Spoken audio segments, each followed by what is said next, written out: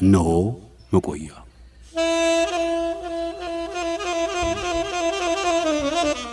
በመቆያችን እናቆያችሁ።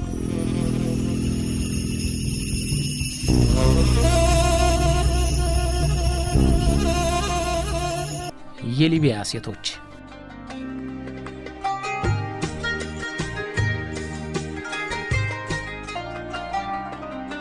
መቆያ ባለፉት 20 ዓመታት ካስተላለፋቸው ዝግጅቶች ውስጥ በወቅቱ የመገናኛ ብዙሃንን ትኩረት ስበው የሕዝብ መነጋገሪያ የሆኑ ጉዳዮች ይገኙበታል።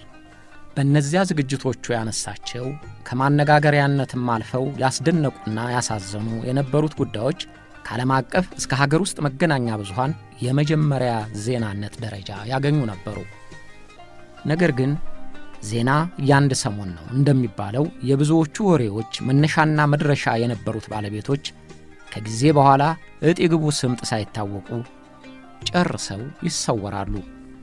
የፕሬሶች ካሜራና ብዕር ዘወር ካለባቸው እስከ መፈጠራቸው ያተኮሩበት ሰው ገናንና ታዋቂ ይሆናል።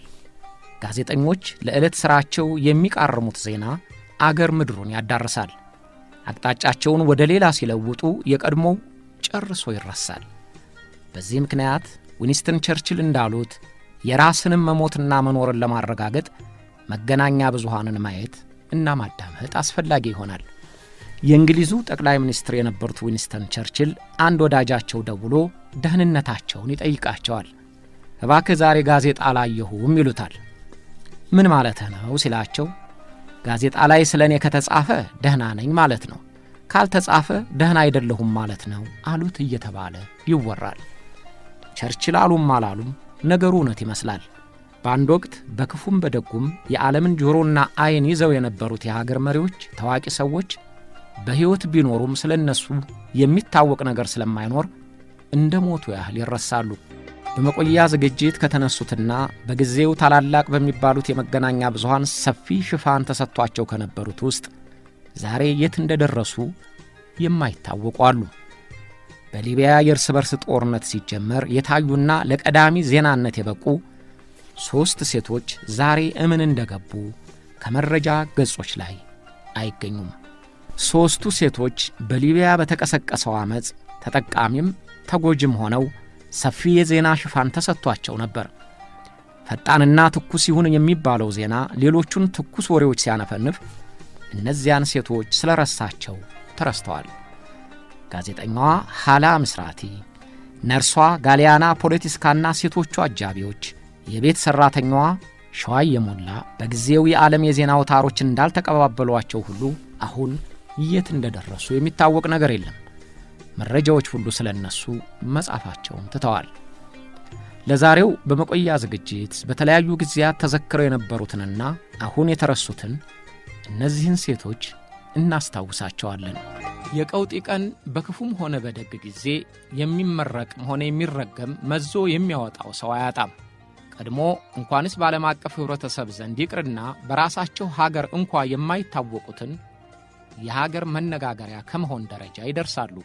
እስቲ ያስቡት፣ የሊቢያው አብዮት ባይቀጣጠል ኖሮ ሐላ ምስራቲ የምትባል ጋዜጠኛን የት እናውቃት ነበር? ሐላ ምስራቲ በሊቢያ የአልሊቢያ ቴሌቪዥን የቶክ ሾው አዘጋጅ ሆና በሰራችባቸው 3 ዓመታት ውስጥ ከሌሎች የላቀ ተደማጭነት አልነበራትም።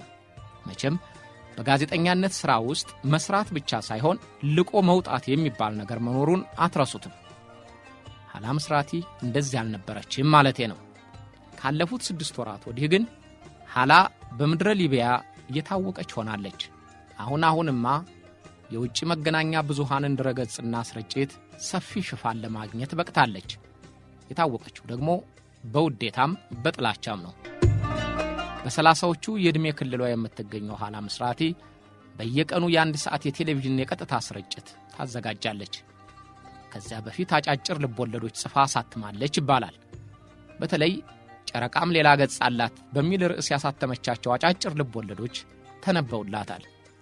ከ6 ወራት ወዲህ ባለው የቴሌቪዥን ዝግጅቷ የምትታወቀው ግን ከዚህ በተለየ ምግባሯ ነው። ሐላ ምስራቲ ከጋዳፊ መንግሥት ጎን ሆና አማጽያኑን ነቅፋ ትናጋዋ እስኪጣበቅ፣ ምላሷ እስኪደርቅ፣ ሮሮዋ እስኪዘጋ የቅስቀሳ ፕሮግራም አዘጋጅ ሆናለች። እንዲህ ማድረጓ ባልከፋ፣ ግን የጋዳፊ መንግሥት ድጋፏ ለተቃዋሚዎቹ የመረረ ጥላቻ ፈጠረባትና የጋዜጠኝነት ስነ ምግባሯ ከሚፈቅደው በላይ አልፋ ሄደች። ኋላ ጋዳፊንና መንግሥታቸውን ባለፉት 6 ወራት ብቸኛዋ ታማኝ ወታደር በመሆን አገልግላለች ይባላል። ተቃዋሚዎቹ ወደ ትሪፖሊ ሲዳረሱም ጋዜጠኝነቷን አልፋ ሽጉጥ እያሳየች እንዋጋለን የሚለውን ፉከራዋን እያንደቀደቀች በቴሌቪዥን ስርጭቷ ታይታለች። በእርግጥ ጋዜጠኞች የሙያቸው ስነ ምግባር ከአድሎ ነፃ እንዲሆኑ ያስገድዳቸዋል። ግን በዓለም የጋዜጠኝነት ታሪክ በአብዛኛው ሲታይ እውነት ጋዜጠኞች ራሳቸውን ያስገልላሉን የሚለው ጥያቄ በቂ መልስ አጥቷል። እንደ ኋላ ምስራቲ ሽጉጥ እየመዘዙ ዱብ ዱብ ባይ እንደበረዶ ብለው ባይፎክሩም ጥቅማቸውንና ስሜታቸውን ተከትለው እንደሚያነፈንፉ በተደጋጋሚ ታይቷል።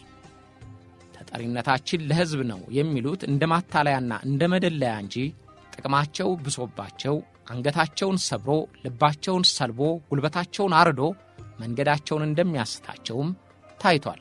በዓለም አቀፍ በሚታወቁት የሚዲያ ጋዜጠኞችና በየሀገሩ ካሉት ጋዜጠኞች ውስጥ ያለው ልዩነት በትምህርት የደረጁት ጋዜጠኞች ጥቅማቸውን ተከትለው የሚሰሩት በእውቀት ላይ መመስረቱ ነው። ችሎታቸውን በዘዴ እየተጠቀሙ የአእምሮ ውጊያውን ያጧጡፋሉ። ስለዚህ ጋዜጠኝነታቸው እንጂ ከኋላ የሚገፋቸው ጥቅምና ፍላጎት ጎልቶ አይታይባቸውም። እንደ ሐሊ ምስራቴ ያሉት ግን ፍላጎታቸውን የአካልም ጥቃት ስለሚጨምሩበት ራሳቸውንም ለአደጋ ይጥላሉ። የሊቢያዋ ሐሊ ለጋዳፊ መንግሥት ያላትን ከመጠን ያለፈው ውዴታ በልህና በወኔ መናገሯ የጋዳፊ የልፍኝ አስከልካይ አስመሰላትና ነቀፋ በዛባት። መልእክቷም ሳይደመጥላት ቀረ። ባለፈው መጋቢት ወር የጋዳፊ የጸጥታ ኃይሎች እንደደፈሯት በዓለም አቀፍ ጋዜጠኞች ፊት የተናገረችውን ኢማን አብዲን በቴሌቪዥን የቀጥታ ስርጭቷ በአስነዋሪ ቃል ዘልፋታለች። ኋላ የጋዳፊን መንግሥት የተቃወመ በዓይኔ የመጣ ነው የምትል ነችና በዝግጅቷ ውስጥ የ10 ደቂቃ ያህል ጊዜ ሰጥታ ኢማንን ክፉኛ ሰድባታለች። ኢማን ውሸታም ናት። ማንኛውም የአረብ ሴት ብትሆን በአደባባይ ተደፍሬያለሁ ብላ ለቤተሰቧ ውርደት አታቆይም። የቤንጋዚዎቹ አማጽያን ናቸው በየደረሱበት ከተማ ሴቶችን የሚደፍሩት። አንዳንድ ጊዜም ቢሆን በተለይም ሀገራቸው በአደጋ ላይ ስትሆን አመንዝራዎችም ብሔራዊ ስሜት አላቸው። ኢማን በሊቢያ የሚወርደውን ቦምብ አቀጣጥላለች። የተናገረችውን አስተባብላ ኃጢአቷን ማንጻታል። ኋላ እንዲህ አይነቱን ኃይለ ቃል እየተጠቀመች ጋዳፊን ተቃውመው ከአብዮተኞቹ ወገነን ያሉትን ሁሉ የስድብ ውርጅብኝ እንደ ጸበል ረጭታቸዋለች። በተባበሩት መንግስታት ድርጅት የሊቢያ አምባሳደር የነበሩት መሐመድ ሻልጋም ከጋዳፊ መለየታቸውን ሲያስታውቁ ደንቆሮ ማይም እንደ ውሻ ከመጮህ ሌላ ለምንም የማይጠቅም ብላቸዋለች።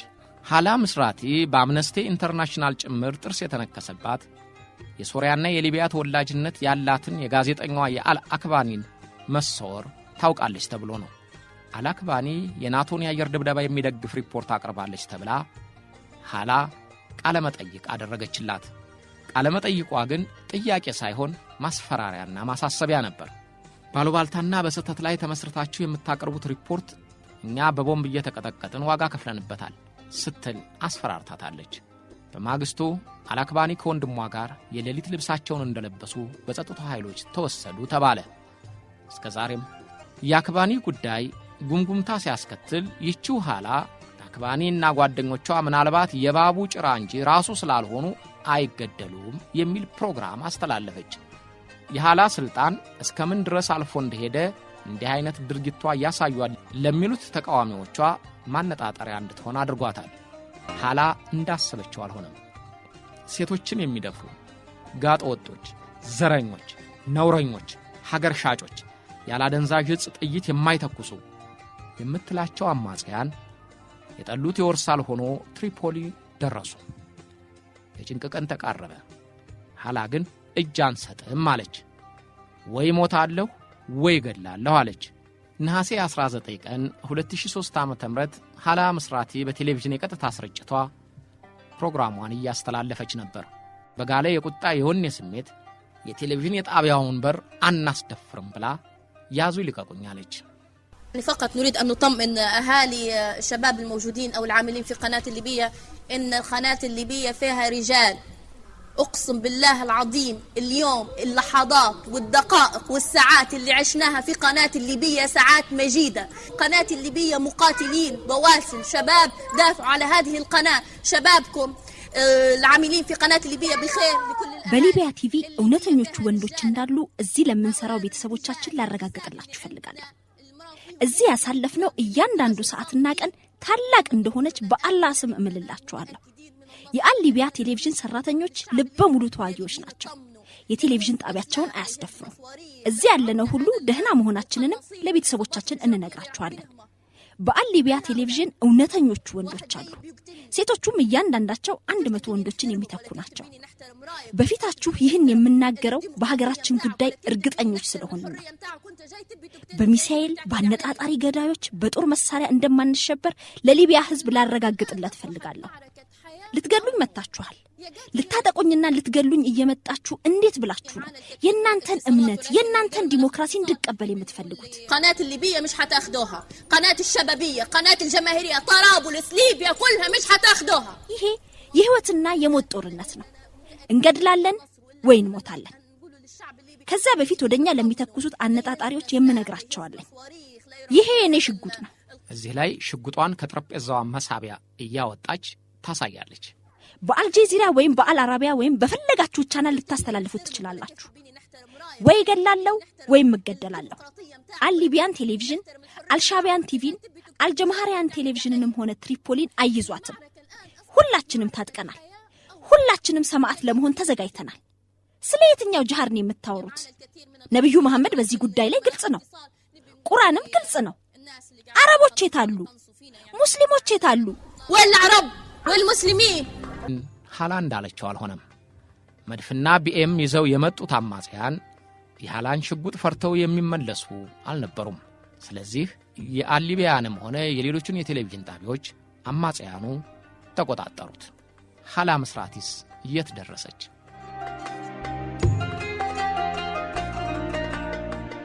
ሐላ ምስራቲ ተያዘች።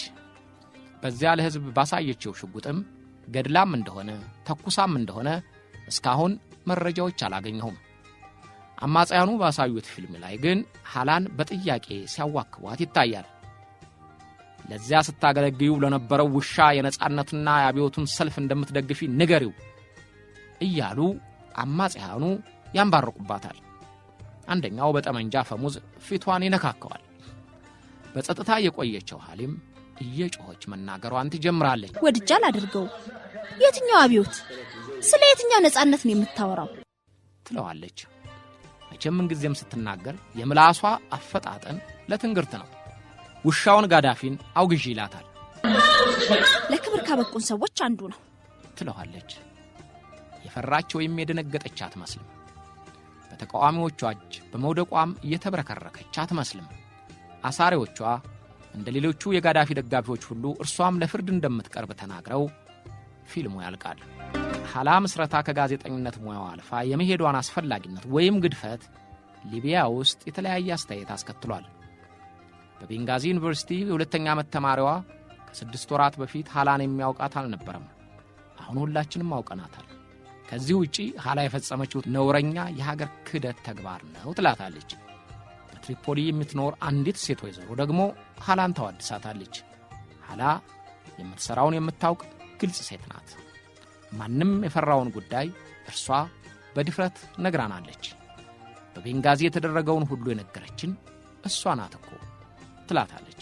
የኮሎኔል ሙሐመር ጋዳፊ መንግሥት መፋለስ እንደ ሐላ ምስራቲ ያሉትን ዜጎች ተስፋ ያመነመነባቸው ይመስላል።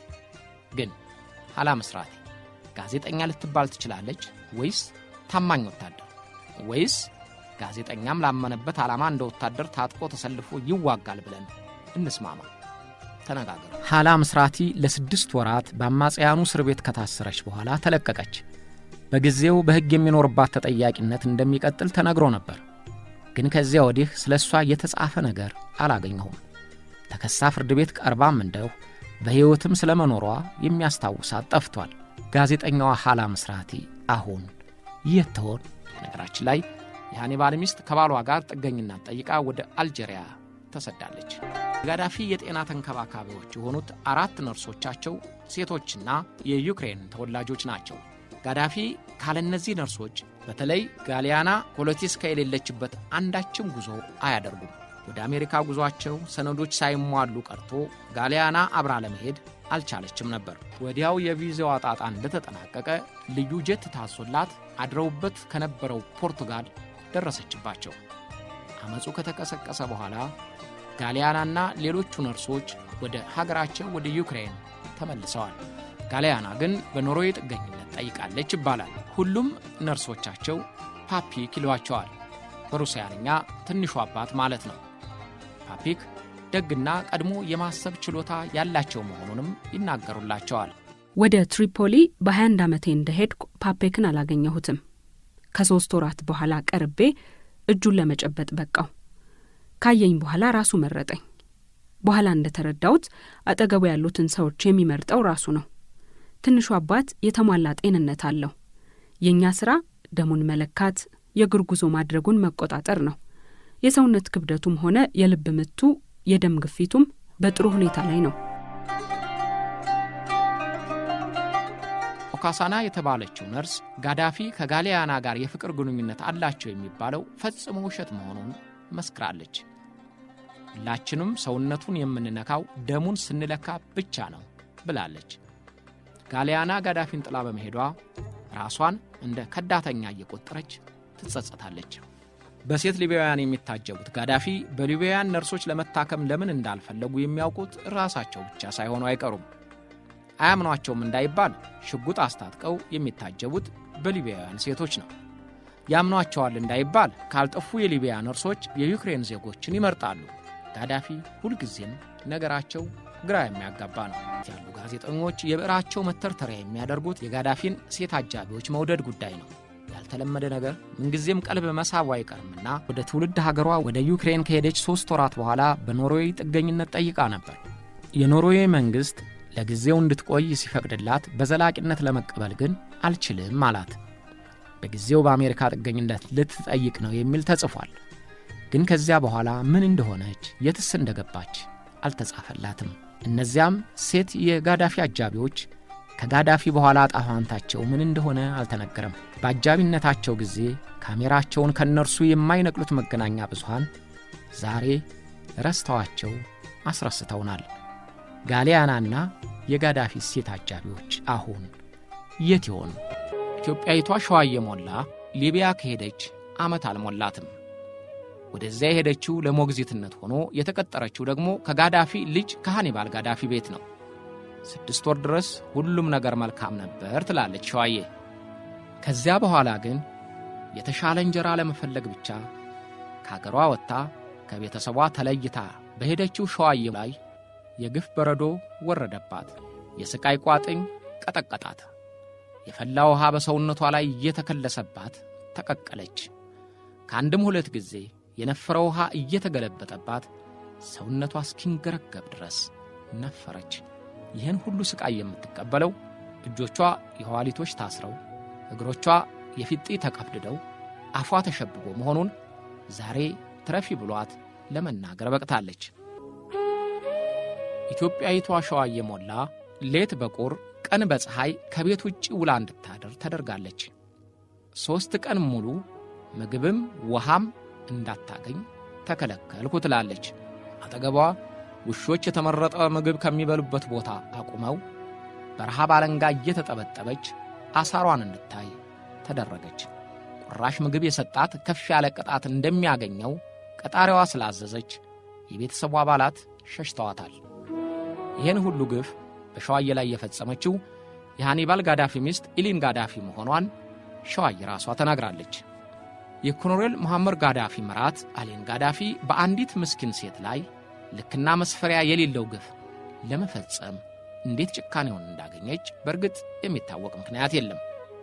ግልምጫን፣ መታሰርን፣ በፍላት መቀቀልን፣ መራብን፣ መጠማትን፣ በብርድና በፀሐይ መጠበስን፣ በህመም መሰቃየትን፣ ከሰው መገለልን፣ እነዚህን 8ቱን መከራዎችና ሌሎቹንም ጭምር ከነክብደታቸውና መራርነታቸው ሸዋዬ ተሸከመቻቸው። ኢትዮጵያውያን ሴቶች በተለይ በቤይሩት አሰቃቂና ነውረኛ ድርጊት ሲፈጸምባቸውና ሕይወታቸውን ሲያጡ በተደጋጋሚ አይተናል፣ ሰምተናል። ተወላጅነቷ ሊባኖሳዊ የሆነችውና ሞዴል የነበረችው አሌን ጋዳፊ ይህን ግፍ ለመፈጸም ያሳሰባት ምናልባት በቤይሩት ቀጣሪዎች የሚፈጽሙት የጨካኝነት ሥራ ሊሆን ይችላል። የበለጠ የሚያስገርመው ግን የሰብአዊ መብትን እንደሚያከብሩ በየመሪዎቹ ጉባኤ ላይ ረጅም ንግግር ከሚያደርጉት የጋዳፊ ቤተሰብ ውስጥ መፈጸሙ ነው። ኮሎኔል ጋዳፊ ተቃዋሚዎቻቸውን እንደሚያጉላሉና 10 በመቶ ያህል እንኳ የጠረጠሩትን ሰው እንጦርጦስ እንደሚያወርዱት ሲነገርባቸው ቆይቷል።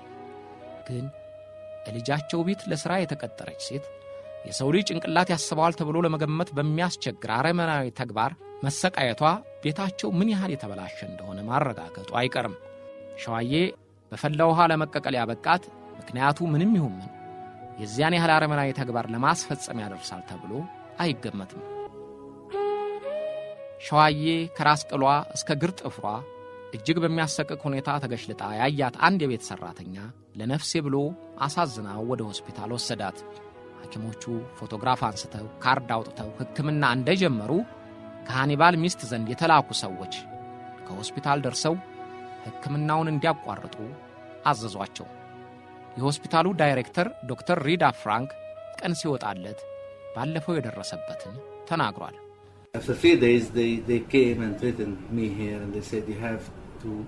መጥተው አስፈራሩኝ፣ ይህን ሕክምና እንድንተው አለበለዚያ ብዙ ችግር እንደሚገጥመን አስጠነቀቁን። በዚያን ጊዜ የተነሳችውን ፎቶግራፍ ለጋዜጠኛው ለዳን ሪቨርስ አሳይተውት ለዓለም ሕዝብ ተሰራጭቷል። ያን ዘግናኝ ምስል ለመግለጽ ፈጽሞ አያስፈልግም። ከሁሉም የሚያስደንቀው ሸዋዬ ያንን ሁሉ የመከራ መዓት እንዴት አድርጋ ተቋቁማ ነፍሷን አተረፈች የሚለው ነው። የሲኤንኤኑ ጋዜጠኛ ዳር ሪቨርስ ሸዋዬን ያገኛት ድንገት ነበር። ዳር ሪቨርስ የሃኒባልን የቅንጦት ኑሮ ለማየትና የባህር ዳርቻ ቤቱንም ለመቅረጽ ወደዚያው ሄደ። ከውቅያኖሱ የሚፎካከረው ወራጅ ውሃ ቤቱን እያካፈለ ይወርዳል። መዋኛው ሌላ ነው። ግቢው ልዩ ነው። ውበትን የሚገልጹ ቃላት ሁሉ ለዚያ ግቢ የተሰጡ ይመስላሉ። ነገር ግን ከዚያ ጹብ ድንቅ ከተባለ ቤት ውስጥ የመከራና የነውር ሥራ መፈጸሚያ አንድ ክፍል ኖራለች። ከዚያች ሰው ከማይደርስበት ሰዋራ ክፍልም የመሞቻ ቀኗን በስቃይ የምትጠብቅ ሴት ትኖራለች ብሎ የገመተ አልነበረም። የሲኤንኤኑ ጋዜጠኛና ቡድኑ የሃኒባልን የተቀማጠለው አኗኗር አይተው ሊወጡ ሲሉ አብረዋቸው ከነበሩት ውስጥ አንደኛው አንዲት የተቃጠለች ሴት ማየቱን ለጋዜጠኛው ነገረው። ከሲጋራ ቃጠሎ በላይ ያለፈ ቁስል አልገመትኩም ነበር ይላል ጋዜጠኛው ዳር ሪቨርስ። ሄደው ሲያዋት ግን ጋዜጠኞቹ መሬት የከዳቻቸው እስኪመስላቸው ድረስ ደነገጡ። ሸዋዬ አንዲት ብርድ ልብስ ጣል የተደረገባት ስስ ፍራሽ አንጥፋ ከመሬት ላይ ተኝታለች። የለበሰቻትን ስስ የሌሊት ልብስ ከግራ ወደ ቀኝ ታዟዙራታለች። ቁስሏ ስላልዳነ የራስ ቅሏ ያዣል። እንደዚያ ሆና ሰው ከማይደርስበት አንድ ክፍል ዘግተውባት ሄደዋል። ሸዋዬ ቀድሞም በአረብ ሀገሮች ሰርታ ስለነበር የአረብኛ ቋንቋ ለምዳለችና ጋዜጠኛውን ባስተርጓሚ አነጋገረችው። እግሬን አሰረች፣ አፌን ዘጋችኝ። ከዚያ የፈላ ውሃ እንደዚህ አድርጋ ደፋችብኝ። ሙሉ ዓመት ሰርቻለሁ፣ ግን አንድ ፔን አልሰጡኝም። ወደ ሆስፒታል መሄድ እፈልጋለሁ፣ ግን ገንዘብ የለኝም። ሙሐመር ጋዳፊ ቤተሰቦች ከዚያ ሁሉ ንብረታቸው የሰራችበትን ስላልከፈሏት የምትታከምበት አልነበራትም። በሰብአዊነት ተነሳስቶ ቀድማ ሄዳበት ውጪ ከተባለችበት ሆስፒታል መታከም ጀምራለች። የሲኤንኤኑ ጋዜጠኛ እንደሚለው ጤናዋን በተሟላ መልኩ ለመመለስ ዘለግ ላለ ጊዜ ሕክምና ያስፈልጋታል። ለዚያ የሚሆናትን ገንዘብ ለማዋጣት ለጋሾች እየተረባረቡ መሆኑንም ሲኤንኤን አስታውቋል።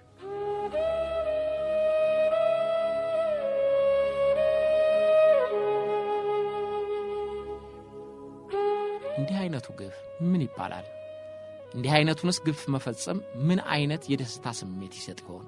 ለእንዲህ አይነቱ አስነዋሪ ድርጊት ምንም አይነት ቢሆን በቂ መግለጫ ላይገኝለት ይችላል። ምናልባት የሊቢያ ሆስፒታል ዶክተር ሳግ እየተናነቃት ያለችውን መድገም ይሻል ይሆናል። ይህ ምን ይባላል? አላውቅም። የሰይጣን ስራ ካልሆነ በስተቀር ትላለች። ኢትዮጵያዊቷ ሸዋዬ ሞላ በጋዜጠኛውና በበጎ አድራጊዎች ጥረት ወደ ማልታ ሄዳ ታክማለች። በማልታ ሆስፒታል ታክማ ጤንነቷ እየተመለሰ መሆኑን ከኢትዮጵያኖችም ጋር እየተገናኘች በጥሩ ስሜት ላይ መሆኗን በዜና አውታሮች ተላልፏል። ከዚያ በኋላ ግን ምን እንደሆነች አልተዘገበም። በማልታ ትቆይ፣ ወደ ሀገሯ ትመለስ፣ ወደ ሌላ ሀገር ትሂድ አላወቅሁትም። ሸዋዬ ሞላ አሁን እየተወን። አብራችሁን ስለቆያችሁ እናመሰግናለን።